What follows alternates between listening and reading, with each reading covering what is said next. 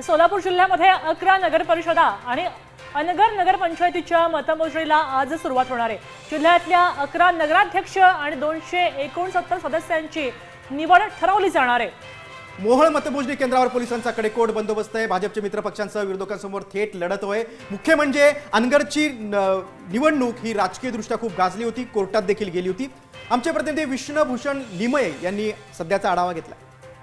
सोलापूर जिल्ह्यातील तब्बल 11 नगर परिषद आणि नगरपंचायत निवडणुकींचा निकाल आज लागणार आहे। मी सध्या उभा आहे सोलापूर जिल्ह्यातील मोहोळ नगर परिषदेच्या मतमोजणीच्या ठिकाणी। आपण पाहू शकताय की या ठिकाणी पोलिसांचा तगडा असा बंदोबस्त जो आहे तो मोहोळ नगर परिषदेच्या निवडणुकीच्या अनुषंगाने आपल्याला पाहायला मिळतो। या ठिकाणी निवडणूक निर्णय अधिकारी असतील, मतमोजणी अधिकारी असतील, पोलीस असतील, हे सर्व त्यांचं कार्य तत्पर त्याने या ठिकाणी बजावत असतानाचं चित्र आपल्याला पाहायला मिळतंय। साधारणतः 11 नगर परिषद आणि नगरपंचायतींचे निकाल आज येणार आहेत। साधारणतः दुपारी